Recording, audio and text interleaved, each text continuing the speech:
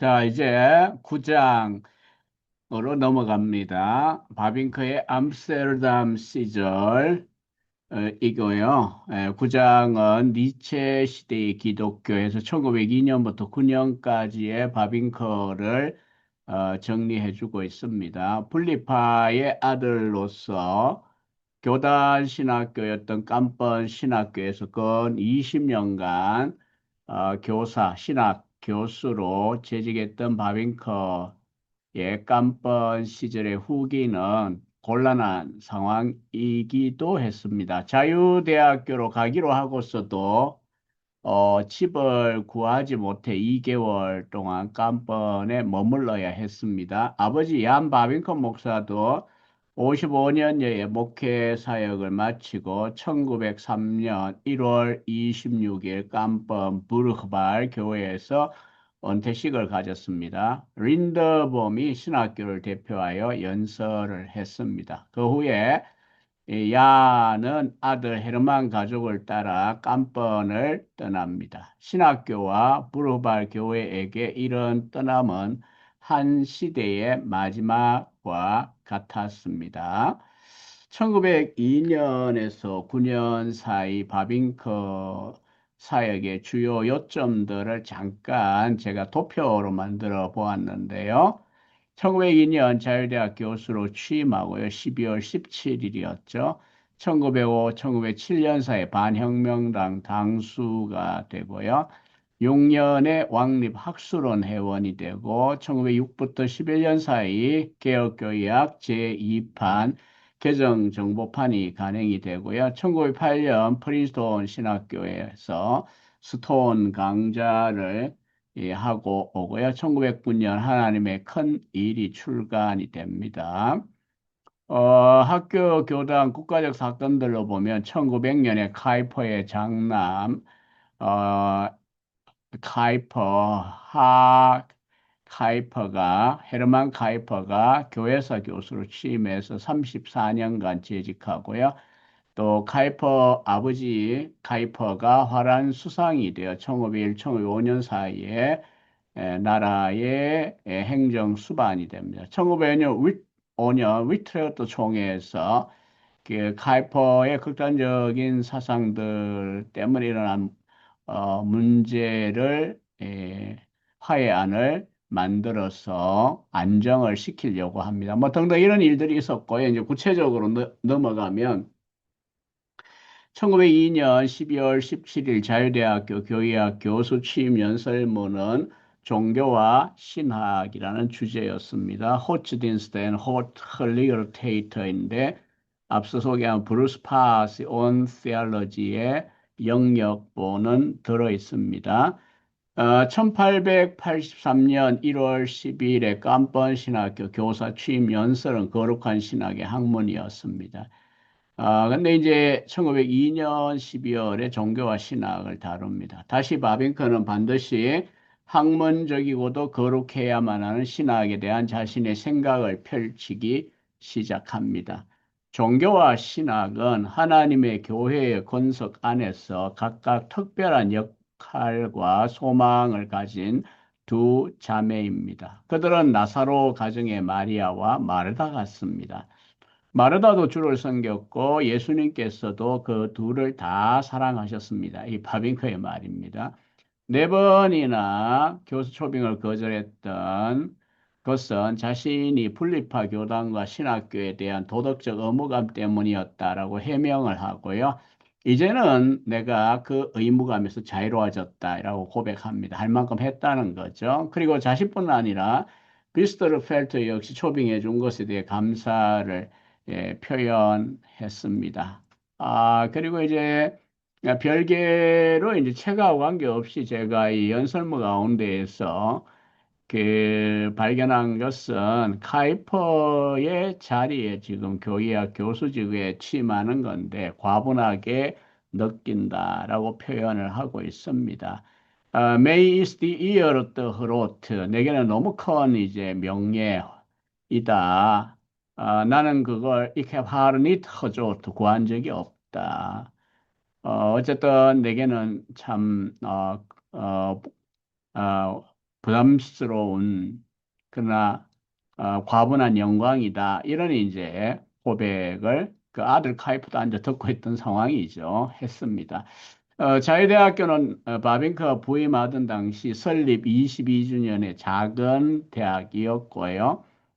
아직 대학교, 유니버시티, 위니페어 스테이트라고 하기에는 다 갖추질 못했고요. 더구나 법적인 지위가 인정받지 못했습니다. 개인적으로 바빙크는 자유대학교에서 무엇을 할 수 있을지에 대해 큰 확신을 가지지를 못합니다.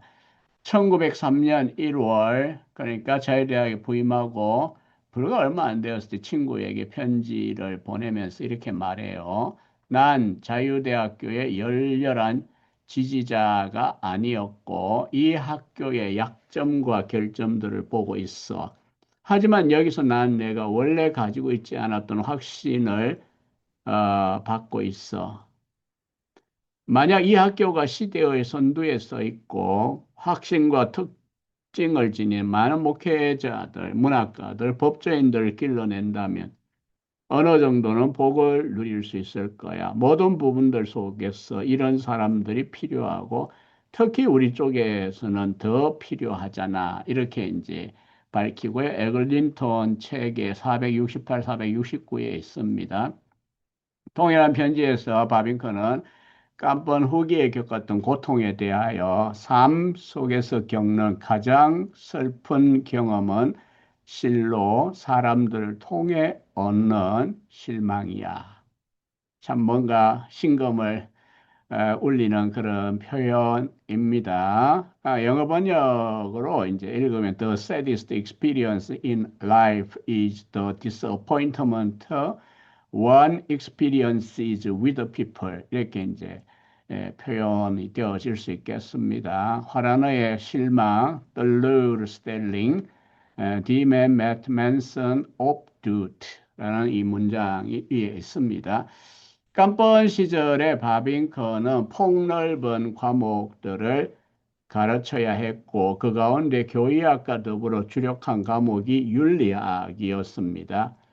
출판을 본인은 안 했어요. 그러나 원고를 방대하게 남겼고요. 학생들이 또 받아쓰기 한 그런 체록본도 있고요. 1902년 바빙크는 윤리학에 대한 자신의 생각을 최종적으로 선명히 결정하지 않고 있습니다. 암스테르담 옮긴 후에는 윤리학을 가르칠 기회가 없죠. 이미 빌럼 헤이싱커가 윤리학 담당 교수고요. 또 헬싱크는 소천 후에 나오긴 했지만 개혁파 윤리학이 출간되기도 합니다. 제가 이 암스테르담 시절에 헤르만 바빙크의 공적 활동이라고 하는 글도 발표한 적이 있는데 거기에서 바빙크의 동료 교수들을 제가 퍼온 겁니다. 에글린턴 책을 위주로 강독을 하지만 조금 제가 부가 설명을 하면 당시 신학부의 루트 허러스 교회사 교수로 있었고요. 은퇴하고 이제 헤르만 카이퍼가 1900년에 취임하고요. 윤리학자는 인데 헤이싱커이고요. 신약과를 가르친 경력도 있고요. 자유대학교 같이 옮겨온 비스텔펠트가 봉사신학, 이 암틀러그 파커는 실천신학입니다. 그리고 신약도 가르치고요. 여기 이제 판 헬드런이나 허로스 헤이드나 실레비 스미트나 알드러스 등등도 이제 바빙크 당시에 그렇게 부임을 네, 합니다. 그다음 바빙크가 재직할 당시 신학부 규모도 제가 쓴 글에서 이제 가져온 겁니다. 당시는 맘모스 건물이 아니고요. 지금은 2만 4천 명이 넘지만 당시는 그 중심가의 게이저스라우트가의 소규모 건물이 캠퍼스로 쓰임을 받고 있었습니다. 바빙크가 옮겨오던 때에 1902년 신학부 93명입니다. 깜번 60명이고요. 1903년을 보시면요. 신학부가 97인데 깜번은 28명입니다. 60에서 28로 뚝 떨어져가 이걸 회복하는데 시간이 꽤 걸립니다. 물론 뭐 바비크 사후로 갈수록 이렇게 좀 올라가긴 하지만 꽤 긴 시간 동안 자율대학 신학부가 호황을 누리게 되는 거죠.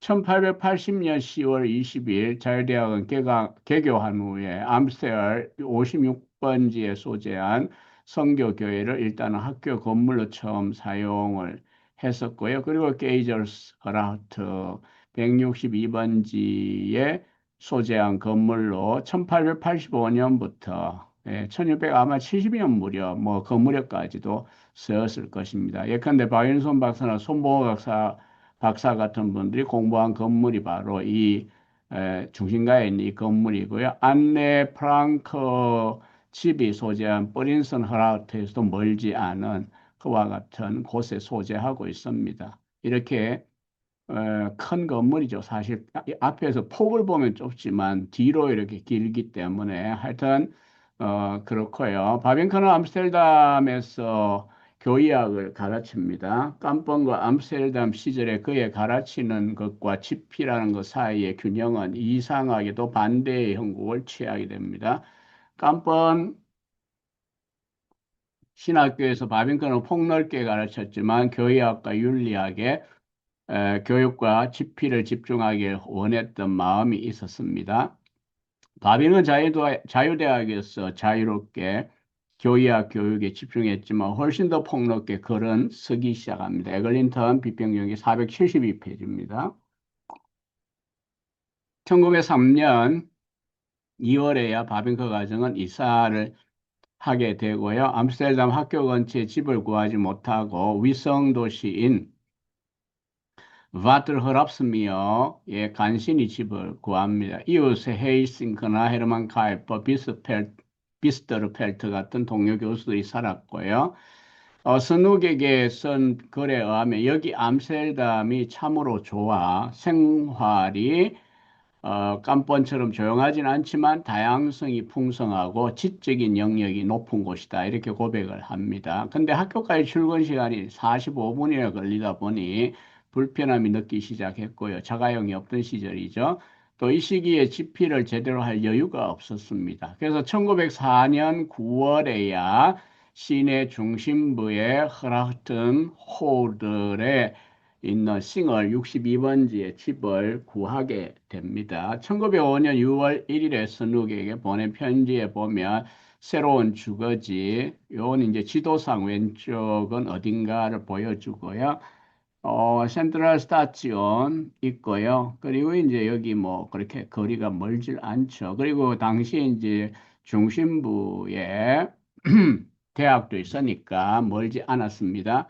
또 현재의 구글 사진으로 볼 때 이런 이제 건물입니다. 뭐 꽤 괜찮은 예, 건물이죠. 그러면서 이 소개한 걸 475 이하에 보면 이 집은 멋진 정원이 딸린 작고 멋진 집이고 주왕역 센트럴 스타치온과 또 자유대학교 건물과도 가까워서 지금까지는 정말 좋아. 하지만 여기에는 돈이 많이 들고 집값은 매우 비싸고 세금도 아주 높아. 암스테르담에서 살려면 돈이 많이 들어.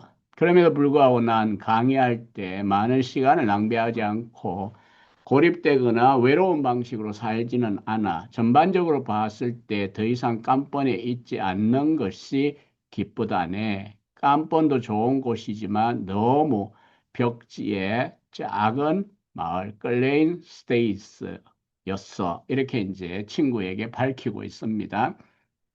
1890년대 바빙크는 네덜란드에서 칼빈주의의 밝은 미래를 예감하면서 칼빈주의를 위한 대중적 변정가로서 자리매김을 했다면 1900년 초 암스테르담에서 바빙크는 서로 충돌하는 진리의 주장들의 불협 화음으로 가득 채워진 세속화된 공공의 영역도 꽤 용인되는 사회 속에 있음을 깨닫게 됩니다. 1904년에 간행한 기독교 세계관 아, 이 영역본도 나와 있고요. 한역본도 나와 있습니다. 바빙크는 무신론에서 유신론으로 돌아오는 자연 연구가들도 있지만 철학적 이상주의, 신비주의, 범신론, 목적론, 신봉주의 등으로 향하는 이들도 있다를 지적합니다. 르낭의 시대를 지나 니체를 중심으로 하는 새로운 무신론이 득세한 시대에 들어섰음도 직시합니다. 니체는 만약 신이 죽었다면 모든 도덕적 가치들은 반드시 재평가되어야 한다라고 주장을 하면서 가치의 전복, umbertum alle Werte를 이야기했었죠. 니체의 무신론은 기독교를 완전히 버리고 그 자리에 완전히 새로운 무엇인가를 창조하는 사상이었습니다. 결정적인 매력은 니체식의 사상이 초인, 슈퍼맨, 위버맨슈, 즉 몰상식한 행복 추구보다는 지배의 구체성을 선호하는 전능하고도 세속적인 인간성에 집중함을 통해 무신론과 허무주의를 분리시켰다라고 하는 점입니다. 네덜란드에서도 니체 사상은 유행했고요. 네덜란드 기독교 역사에 무관심하면서 기독교라는 줄에 더 이상 얽매이지 않는 상상 불가한 미래를 지향했습니다. 바빙크는 현대적인 도덕이라는 소책자에서 이제 영어 번역으로 기독교 윤리를 편집하면서 볼트 그룹은 3권의 후반부에 이 책을 집어넣었어요. 영어 번역, 현대적 도덕 처음으로 영어 번역이 나온 거죠. 자신의 도덕 철학에서 니체는 많은 사람들의 마음 속에서 무의식적으로 살았던 것에 목소리를 내었을 뿐이다라고 쓰고 있습니다. 우리말로 기독교 세계관 다음에서 역시 나와 있고요. 르낭의 시대도 니체의 시대에 자리를 내주고 이와 더불어 그 시대의 신학도 새로운 질문, 도전, 필요에 직면하게 됩니다. 바빙커는 기독교 세계관에서 가장 기초적인 단계에서 실제에서는 두 세계관, 유신론, 무신론 세계관만 있다고 주장하고요. 새로운 시대의 욕구를 충족하기 위해 바빙크의 대중적 변정 방식도 바뀌어만 했습니다. 바빙크는 칼빈주의와 보다 더 포괄적인 기독교 사이 속에 그 어떠한 긴장도 조성하지 않았고요. 오히려 이 둘 사이의 상호 의존성을 인식을 합니다. 현재 위트레흐트 신학대학교 학장, 총장인 조지 하링컨은 신칼빈주의 역사의 대가입니다. 하링크는 새로운 형태의 무신론의 출현에 직면하여 바빙크의 시각에 두 가지 변화가 일어났다고 주장합니다.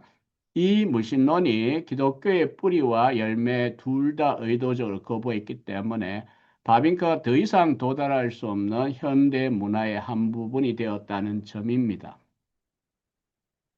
그전에 현대신학이나 윤리신학과는 높은 수준의 상호 이해를 바탕으로 촉진된 대화를 할 수 있었는데 새로운 무신론은 더 이상 공통 지반이 없어져 버렸습니다. 아마 이제 이런 강의를 듣고 좀 현대까지 고민하는 분들 입장에서 본다면 훨씬 더 지금 우리들의 21세기 상황은 더 사실 새로운 상황이고 새로운 무신론이라고 할 수 있겠죠.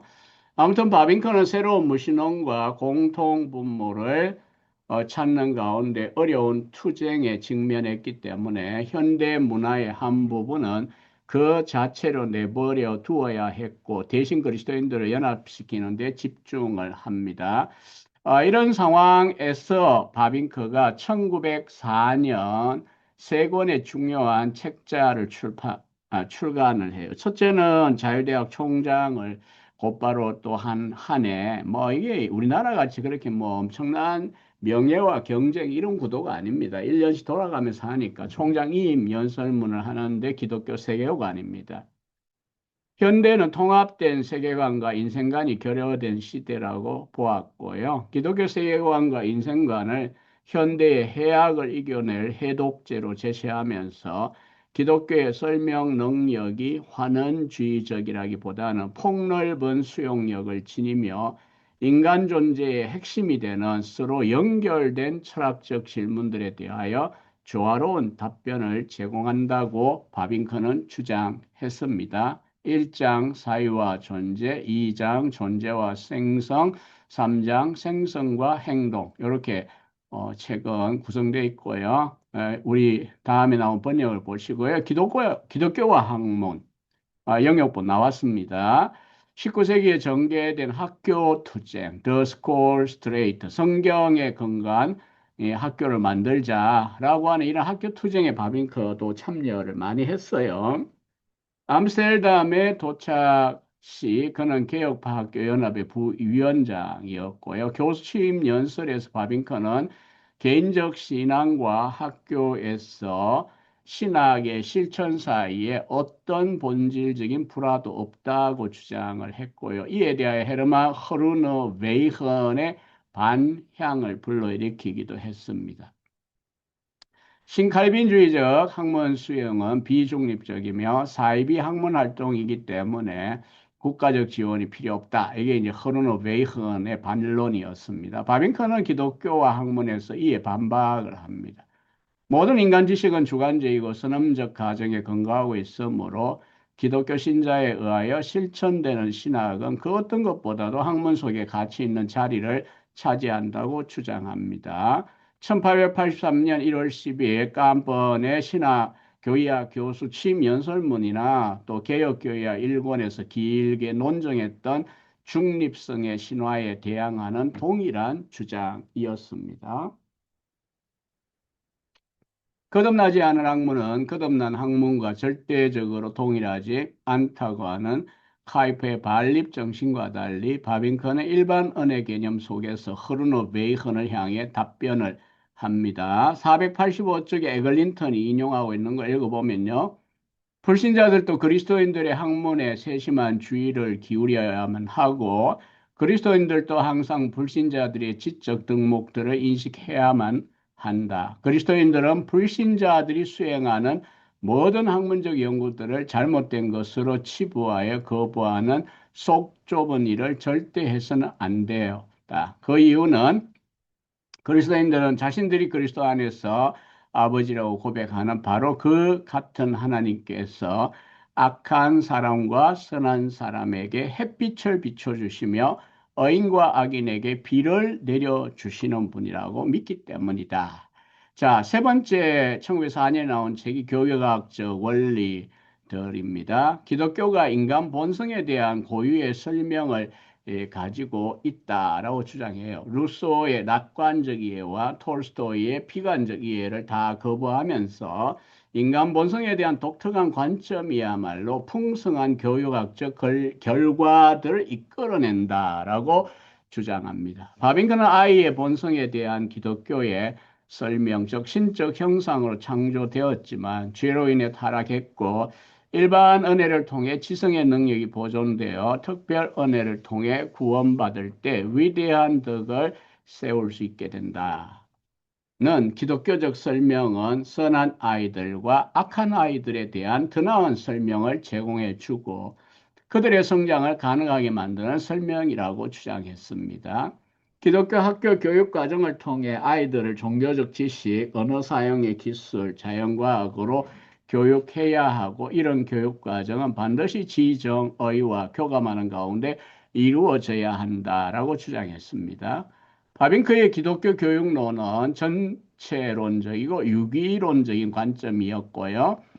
당시인들의 반향을 불러일으켰죠. 로마 교회 교육학자인 롬부츠도 바빙크의 관점을 수용했고요. 바빙크 교육학 안네스를 1922년 집필합니다. 신칼빈주의 지지층 내부에서도 바빙크의 교육학에 대한 설명서들이 출간되어졌죠. 브레이더 펠트, 판데어 즈베이프, 판 클링컨, 또 야르스마, 미국 쪽에서 박사 논문을 영어로 썼죠. 우리나라 말로도 정정숙 교수님이 번역을 한 적이 있습니다. 전국에 바빙크의 이름을 딴 초등학교들이 생겨나기도 했어요. 487쪽 각주 50일에 보면 명단이 나오죠. 1917년에 카이퍼적인 학교 투쟁은 승리를 거두죠. 신칼빈주의자들뿐 아니라 다양한 종류의 세계관에 근거한 학교들이 국가의 재정 지원을 모두 받게 됩니다.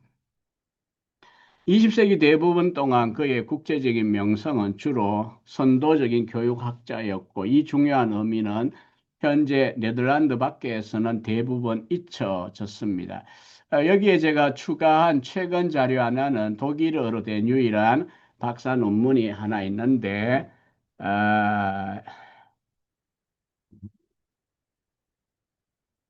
이미지가 한니엘 슈트로벨인가요? 책자도 가지고 있습니다. 아인의 테올로기 데스 레르넨스라고 하는 교육학에 대한 것이 독일어로 유일하게 나온 바빙크 연구서입니다.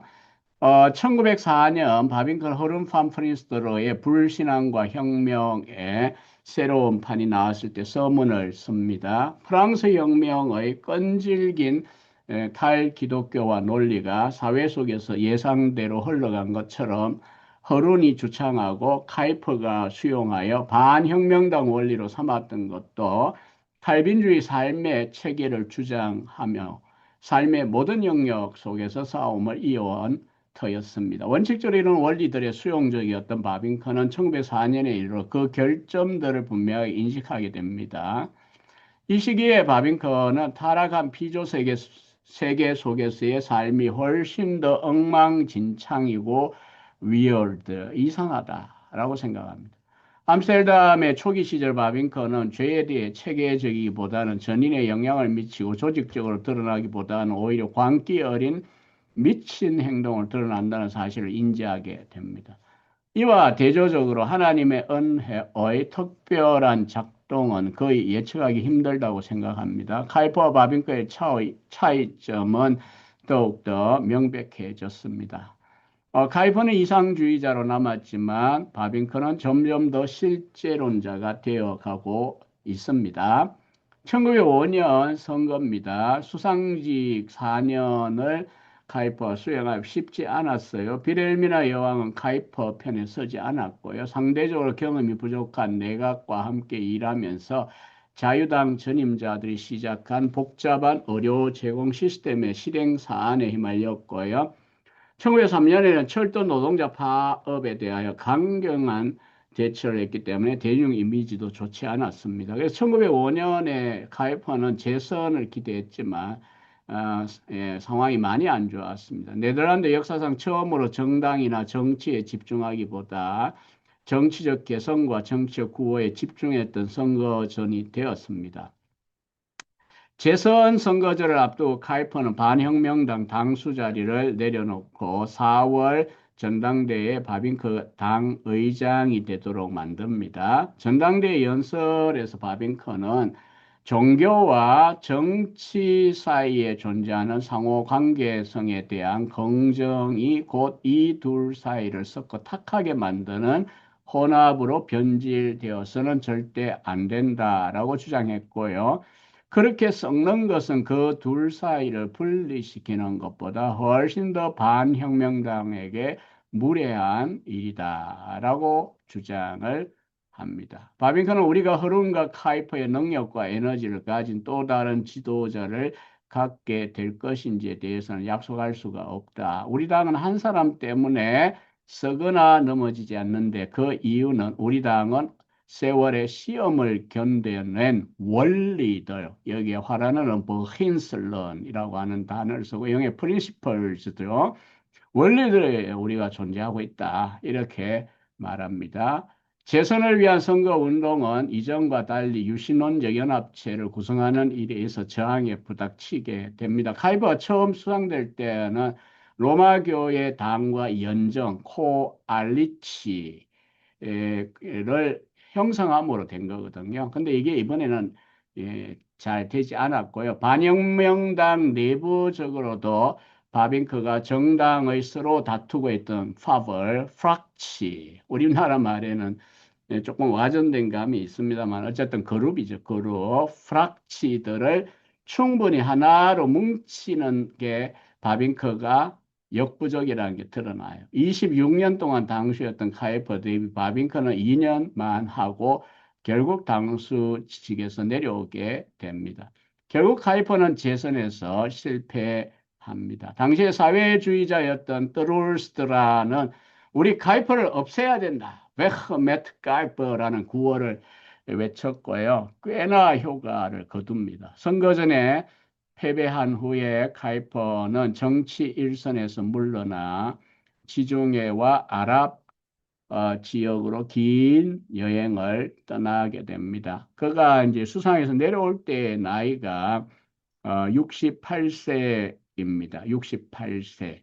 건강이 때때로 바닥이 나기도 했지만 그래도 긴 여행을 다닐 만큼 건강했고요. 그리고 이제 1000페이지가 넘는 묵상록 하나님께 가까이 나베 호트 더 제인 우리나라에 굉장히 중요한 번역서 중에 하나입니다. 요것하고 뭐 이외에도 많이 냈지만 그 여행기인 구세계 바다 주변 On the Outer Violent J라고 하는 뭐 화보집 크기의 양 두 권의 저수를 여행 견문록을 냅니다. 자, 1905년 5월 깜번 신학교 학생 rum프와의 편지에서 보면 자유대학교로 옮기려고 하는 신학생들이 있었어요. 카이퍼 부재로 바빙크는 당수로서 현황과 실험을 해야 했고요. 보통 선거권과 여성 참정권 부여에 관한 논쟁들도 있었습니다. 1895년 카이퍼는 가장 중심의 선거권을 주장해서 하이스, 만스, 기스, 렉트 하나는 이 여러 단어들이 이렇게 연결되어 있죠. 가장들 중심 선거권. 1906년 이에 대하여 반혁명당 내부에서도 다양한 의견들이 제기됩니다. 바빙크는 주도적이기보다는 대화를 이끌어가고자 했기에 정치 지도자는 맞지는 않았어요. 카이퍼는 통치를 원했고 아버지는 섬기길 원했습니다. 1954년에 바빙크 탄생 100주년일 때 그 하나뿐인 딸 하니의 그 표현입니다. 카이퍼를 build hereson 다스리려고 했고 main father build 뒤는 내 아버지는 serve 섬기려고 했다. 이렇게 단적으로 양자의 차이를 잘 표현했고요. 1906년에 귀국한 카이퍼는 이전과 동일한 입장을 천명하고 1907년에는 69세 아니 70세지만 당수직을 도로 가져가고요. 결국 역사적으로 본다면 바빙커는 단혁명당 당수직을 2년 동안 성공적으로 수행한 것은 아닙니다. 선욱에게 보낸 편지에서 바빙커는 정치로부터 악 영향이 내게 종종 많이 미쳤어. 내가 관여했던 건 어디까지나 책임감 때문이었지 성향이나 욕망 때문이 아니야 라고 이제 토로를 했습니다. 어쩔 수 없이 맡았던 거고 바빙크 성향에는 맞지 않은 게 역시나 정치 당수였습니다.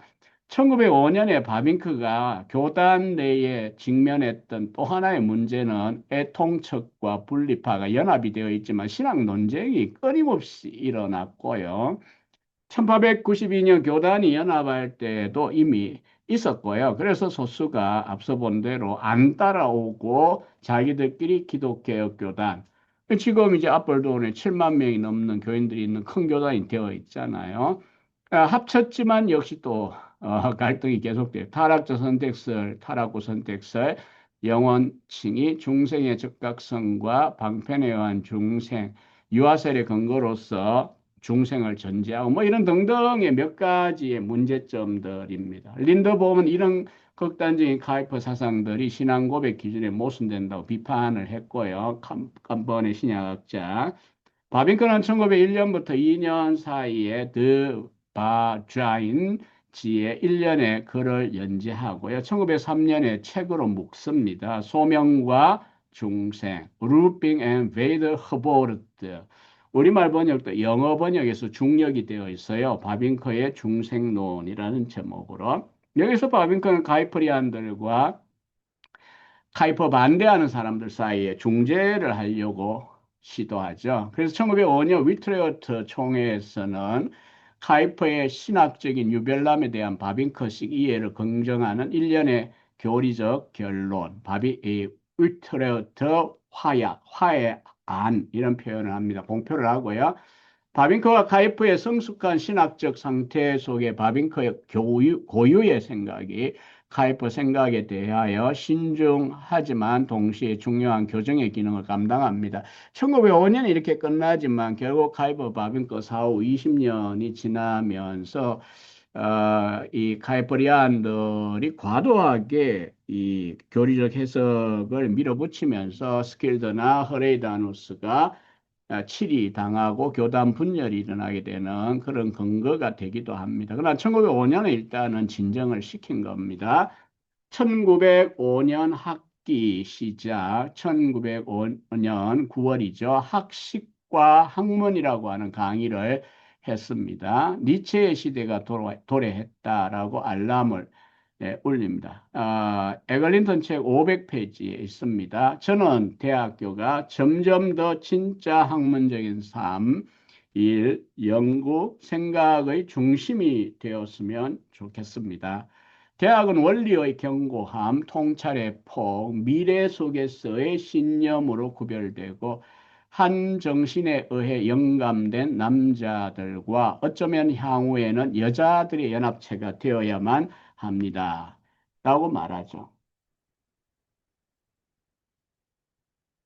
자유대학교는 1880년 개교 이래 여성들의 청강은 허용했지만 아직 등록은 허락하지 않고 있었습니다. 바빙크는 가장 중심의 사회가 아니라 개인들의 사회로의 전환을 돌이킬 수 없는 시점이라고 시대를 예리하게 판단했습니다. 1905년 총장이었던 비스트르 펠트는 법학부에 등록한 첫 여성 학생인 세허리나 어트호프트의 입학을 드디어 허용했습니다. 이런 변화는 기존의 아브람 카이퍼나 윤리학 교수인 헤이싱크의 입장과는 반대되었고요. 헤르만 카이퍼는 미묘한 입장을 보였습니다. 1917년 이후 여학생 등록수가 늘어나고요.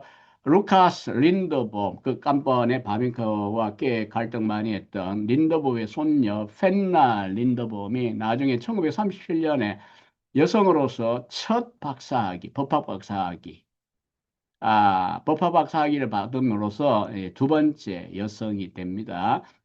바빙크는 1905년에 이르러 가정 사회에 대한 카이프의 주장과 프랑스 혁명의 개인주의적 대안 둘 다를 함께 비판하는 관점을 취하기 시작합니다. 이런 것들이 이제 결국 에글린트의 지금 정리예요. 자, 바빙크가 신학자로서 대중이 보는 가운데 니체의 도전에 당당하게 맞섰지만 이 시기 즈음에 그가 개인적인 의심을 가진 것도 눈에 띄입니다. 1905년 6월 1일자로 스누에게 보낸 편지 속에서 자신의 생각을 모두 유지하면서도 자신의 관점이 가진 어려움들에 대하여 허심탄회하게 고백하는 걸 봅니다. 친구에 보낸 사적인 편지라는 점을 기억해 주세요. 내 인생의 근거, 성경 진리에 대한 전제가 어려운 문제를 포함하고 있다는 것에 동의해. 난 진짜 이렇게밖에 말할 수 없어. 내가 더 많이 살고 더 깊이 살면 살수록 성경의 권위로부터 분리될 수 없다는 사실과 같은 방식으로 사고의 법칙과 도덕 법칙의 권위로부터도 빠져나올 수가 없다는 것을 더 많이 발견한다네. 난 때때로 이런 생각을 깨려는 성향을 가지고 있지만 만약 내 자신을 제대로 볼 경우에 이런 성향은 내 인간 본성 속에 악과 함께 존재하고 그 안에 선한 것이 없고 하나님 앞에 존재할 수 없다는 것을 깨닫지. 반대로 더 경건한 정신을 가지고 매 순간 잘 살아갈수록 난 성경을 수용하고 성경에 순종하는 성향을 가진 잘 준비된 나를 느끼고 내 마음의 평화가 찾아온다네. 이것은 꽤 신비롭지만 모든 세계관과 인생관은 의식적인 생각과 행위에 앞서는 이런 영혼의 경험과 함께 분투하고 있는 것처럼 보인다네. 친구 선욱에게 고백하는 겁니다. 1905년 바빙크나 카이퍼는 참 진을 다 뺀 한 해였습니다. 재선 문제였고 당수로서 바빙크의 역할이 있었잖아요. 그러나 바빙크는 짧은 휴가 외에는 쉴 틈을 얻지 못하고 1907년 당수직을 내려놓을 때까지 당수직도 수행해야만 했습니다. 바빙크는 어린 시절부터 시에 대한 포이트리에 대한 사랑을 가지고 있었습니다. 그래서 요한나와 연애할 때도 게록의 시를 같이 읽기도 했었죠. 1906년은 칼빈주의 시인이었던 빌름 빌더데이크요 사진 뭐 혹은 뭐 그렸는 건지 뭐 그렸을 것 같기도 하고요. 31년 1831년에 죽었으니까 아무튼 출생 150주년을 기념하는 해가 1906년이었어요. 바빙크는 사상가와 시인으로서의 빌더데이크라는 책을 출간하고요. 카이퍼도 빌더데이크와 그 국가적인 의미 혹은 중요성에 대한 책을 냅니다. 양자에게 빌드돼 있거는 신칼빈주의 운동을 통해 소중하게 여겨진 총체적인 세계관과 인생관이 유기적 연합을 잘 보여줄 수 있는 예였기 때문에 이 시인을 카이퍼도 바빙커도 총애하고 귀하게 여겼습니다.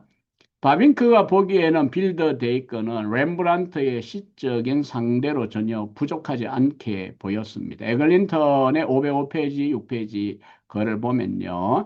결국 삶의 어려움으로부터 빛과 조화를 향한 향수가 이 둘 안에서 태어났다. 이들은 이 땅의 존재들의 우울한 기품을 향해 금빛을 쏘는 빛을 올려다 보았다.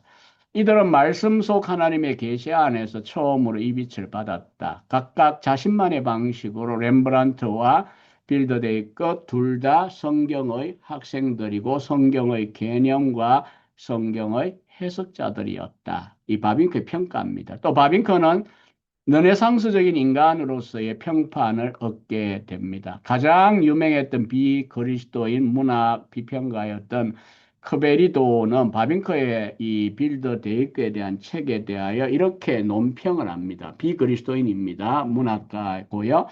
바빙크 박사는 인간이자 시인이요 사상가인 빌더 데이크의 일방적인 정기 혹은 건조한 정기를 내놓지 않았다.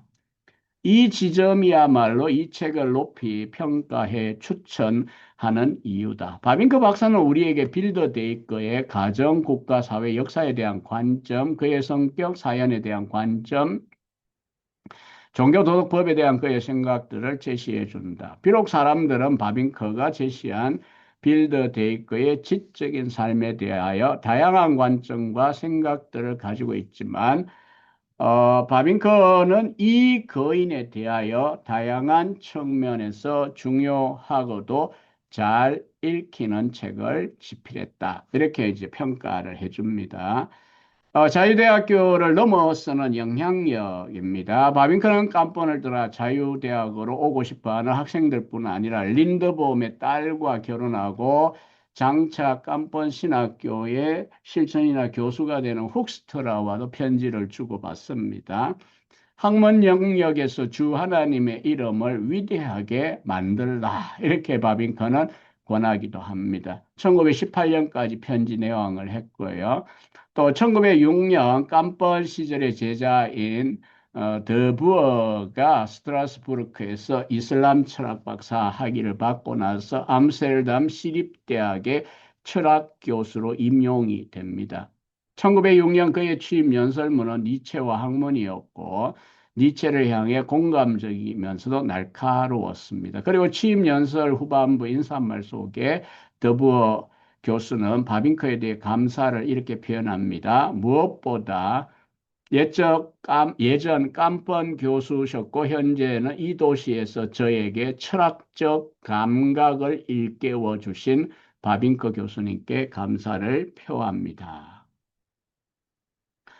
바빙크는 풍성한 문화적 이동이 자신의 주변에서 펼쳐지고 있는 걸 인식하는 가운데 개혁교회와 개정 작업으로 암스테르담 초기 시절 많은 시간을 보냅니다. 더 확장되고 보다 더 정확하게 개정된 일권이 1906년 말에 출판사 꼭에서 나오고요.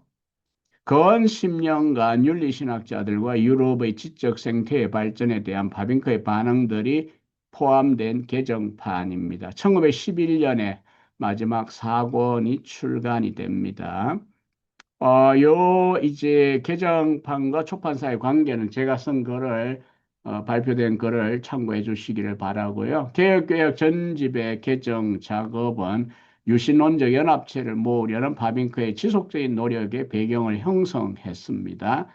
1906년 자유대학교 학생영감에 실린 기독교의 본질에서 바빙크는 기독교의 본질에 대한 질문이 그 당시의 도전들 가운데 가장 중요한 자리에 서 있고 믿음의 참된 본질에 대한 추구 그 자체는 완성된 교의학의 지점이고 기독교 전체 역사이고 결국 교의는 일부라고 주장했습니다. 바빙크는 이제 비로소 개정된 개혁 교의학과 공공의 영역 속에 일반화된 기독교 개념 사이에서 점점 더 구체적인 신칼빈주의의 균형을 맞춰가고 있었습니다.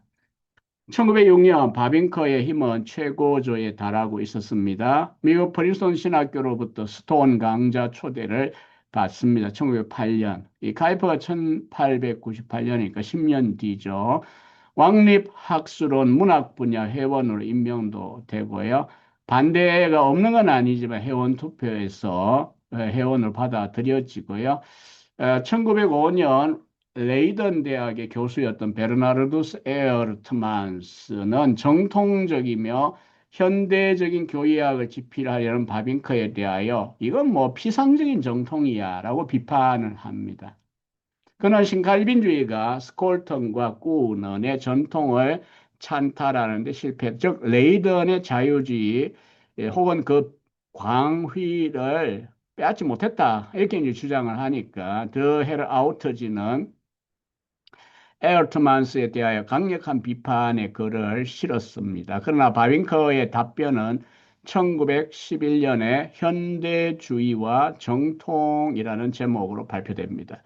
역시 브루스 파스의 On Theology라는 네 개의 학술적인 강연문 번역서에 들어 있습니다. 이 책이 영어로 뭐 나오면 좋겠다는 생각도 가끔 합니다. 어쨌든 현대주의와 정통에서 그 전에 바빙크는 신칼빈주의 신학을 정교하게 다듬는 일과 폭넓은 기독교 연합체를 강화시키는 일에 몰두했고 스톤 강좌 준비에 몰두했습니다. 1907년 크리스마스 휴가 기간에도 플라르딩언의 처갓집에 가족들만 가고 바빙크는 스톤 강좌 준비에 매진했습니다. 암스테르담에서 한 달에 한 번 설교해야 하는 책 묻어 있었는데 1년간 쉬었습니다. 1908년 개혁교회 총회에서는 영국 개혁파 교단의 두 대표자인 몰턴과 더 플리허가 참여했고요.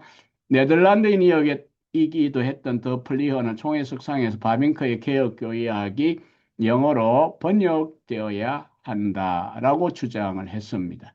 바빙크는 답사에서 우리는 여전히 매우 작다고 느낍니다. 그러나 우리도 항상 방향상 국제적이고 우리의 해외 형제들과의 관계를 매우 가치 있게 여깁니다. 이와 더불어 반드시 기독교의 진리를 더욱더 많이 보여주어야 합니다. 이를 통해 여러분이 우리에게 배우는 것보다 더 많은 것을 우리가 여러분께 배울 수 있게 될 것입니다. 라고 답변을 했습니다.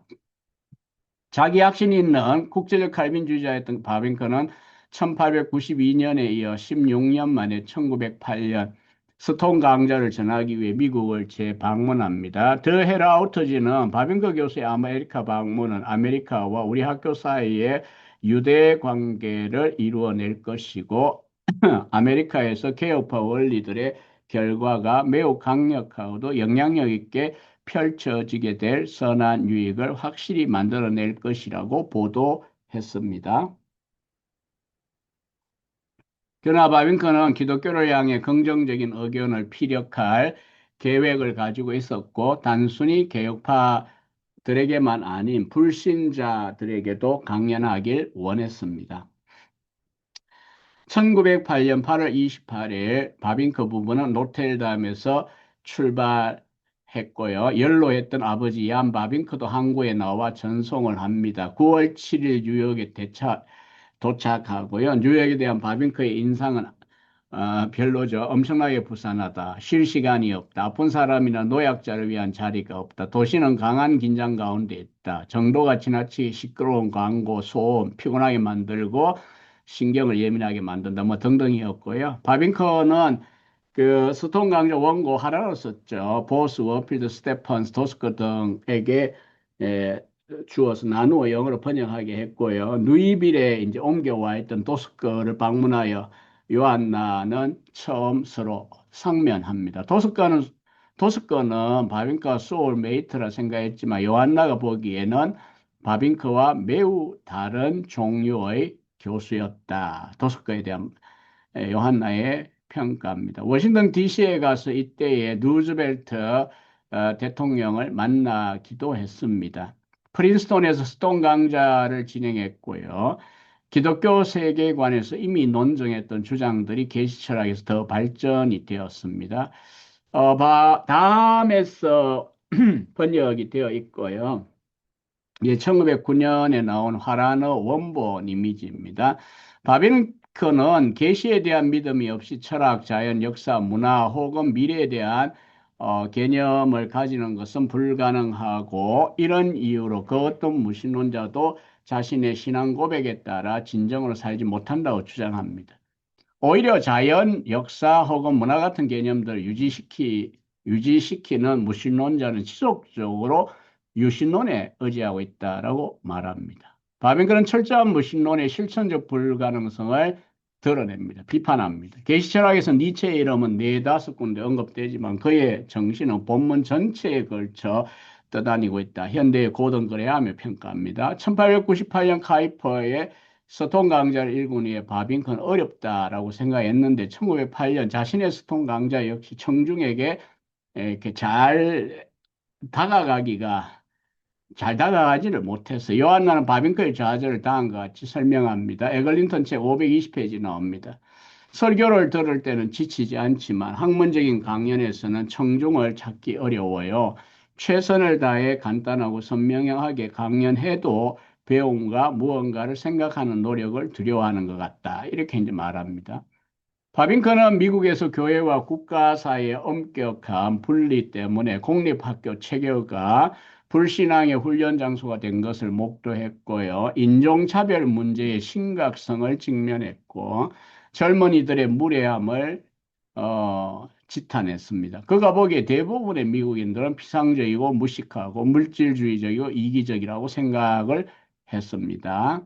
기독교 가정 1908년 나왔고요.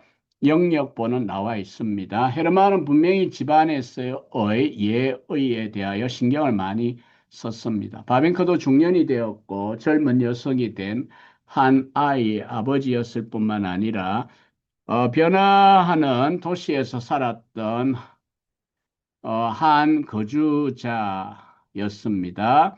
바빙크 부부는 1908년 12월 11일에 노텔담에 귀향을 했습니다. 12월 12일에 투병 중이던 비스더르펠드를 방문해서 격려했으나 이틀 뒤에 소천을 합니다. 친구의 소천은 큰 손실이었습니다. 바빙크는 이번에도 공개적으로 미국 여행 보고를 했고요. 마치 세상 종말이 온 듯한 논조로 미국의 인종차별, 혐오, 재앙에 대해 말합니다. 백인들은 온갖 나쁜 특질로 흑인들을 매도하지만 백인들의 매춘 알코올, 물질 만능주의도 나을 것이 없다라고 비판을 합니다. 미래에 흑백 충돌이 있을 것을 예상했고 종교의 방식으로 분열의 문제를 풀어야 한다고도 생각했습니다. 바빙크는 언제나 미국에로 이민을 가는 걸 반대했는데 이번에도 강력하게 반대하는 입장이 되죠. 바빙크는 미국 자체에 장밋빛 미래가 있을 것인지에 대해 의심을 했습니다. 또한 미국의 미래에 대해 일말의 기대를 가지는 면도 있었어요. 미완성의 영광이 있고 불가능의 매력이 있다. 이렇게 표현합니다. 여행에서 이제 생각을 가장 많이 바꾼 건 19세, 지금 1908년이잖아요. 복음 전도를 향한 미국의 태도입니다. 소위 이 세대의 세상을 복음하자, A.T. 피어슨의 표잖아요. 학생 자원 운동에 엄청난 폭발적인 영향을 미친 표인데 귀국한 후에 바빙크의 말과 글에는 이 복음 전도라고 하는 단어가 두드러지게 됩니다. 이 점은 긍정적인 요소죠. 네덜란드 내의 복음 전도를 위한 플랫폼을 린더보험과 함께 공유하기도 합니다. 바빙크의 계시 철학에 대한 프린슨 회중의 이해도나 반응도는 예상컨대 높지 못했습니다. 우리가 읽어봐도 쉬운 책은 아닙니다. 선억은 충분히 이해했으나 비판적으로 반응했습니다.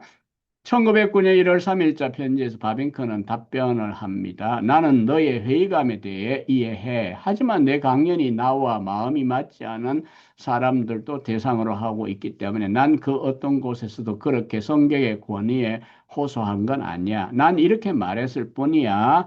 첫째, 이것이야말로 인간과 세계가 보이는 방식이다. 높고 전능하며 은혜로운 힘 없이는 아무것도 존재할 수 없다.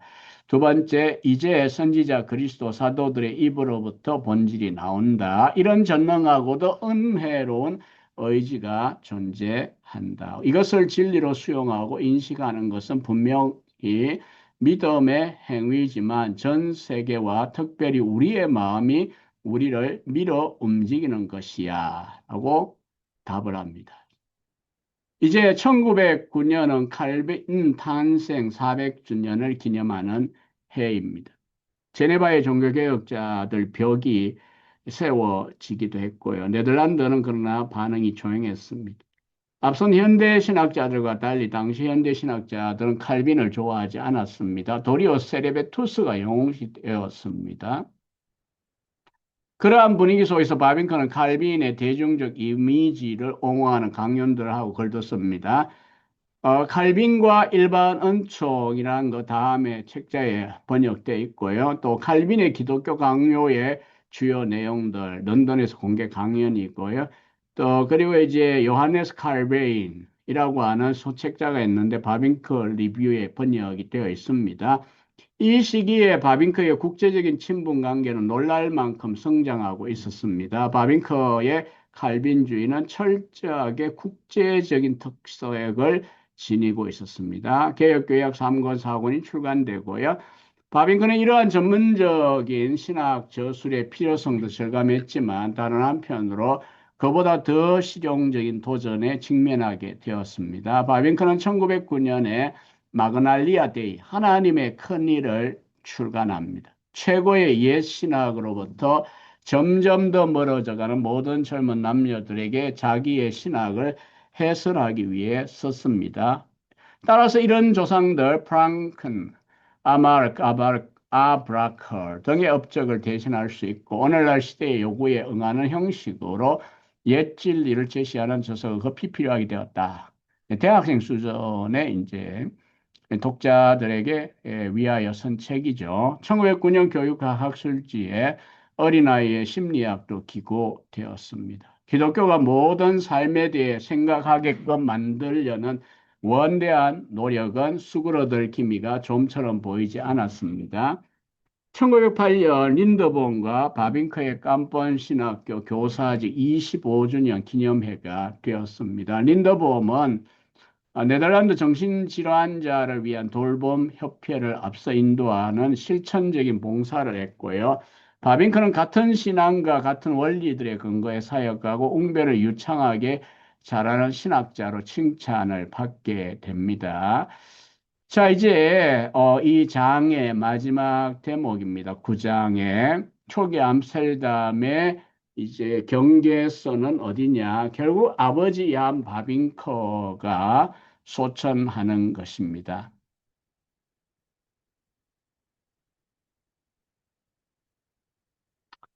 83세의 일기로 소천했고요. 바빙커의 가족은 어머니를 먼저 이제 매장했었죠. 깜번으로 향하고요. 야는 해지나의 묘 곁에 안장됩니다. 론 걸리슨의 바빙커 전기 460에 의하면 브르흐발 교회에서 출발하여 에이슬, 마위드, 묘지에 이런 행렬은 관을 실은 마차 외에도 17대의 마차가 동행했다고 합니다. 그가 심무했던 부르크발 교회에서 헤르만과 베르나르트 형제 둘 다 목사죠. 연설했고요. 바빙커는 슬프고도 반가운 날 받은 관심이 감동적이었다라고 일기에 쓰고 있습니다. 이제 55세가 된 헤르만 바빙크는 든든한 후원자였던 아버지의 존재가 없어졌다라고 하는 사실을 경험하게 됩니다. 자, 이상은 이제 9장이고요. 후기 암스테르담 시절에 대해서는 10장에서 또 함께 읽어보도록 하겠습니다.